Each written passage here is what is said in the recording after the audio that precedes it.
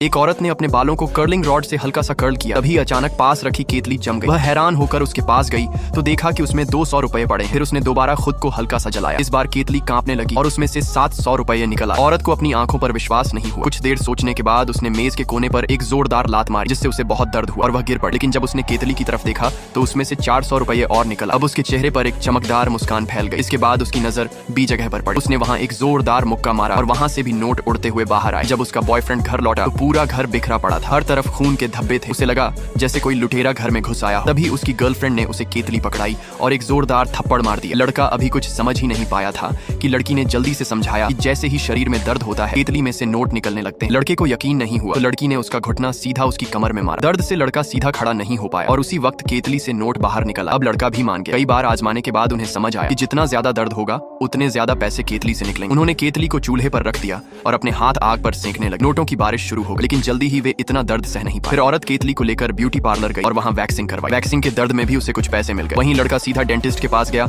और डॉक्टर से कहा कि उसे बिना एनेस्थीसिया के दांत निकालो। नतीजा ये हुआ कि पूरा क्लिनिक उसकी चीखों से गूंज उठा। फिर दोनों एक टैटू पार्लर गए, वहाँ टैटू बनवाया और खुद को बहुत दर्द दिया, जिसके बदले नोट लगातार निकलते गए। बहुत जल्दी उन्होंने ढेर सारा पैसा कमा लिया। फिर उस पैसे को छिपा दिया और शुरू हो गई उनकी बेतहाशा खर्च करने की जिंदगी। Next for subscribe.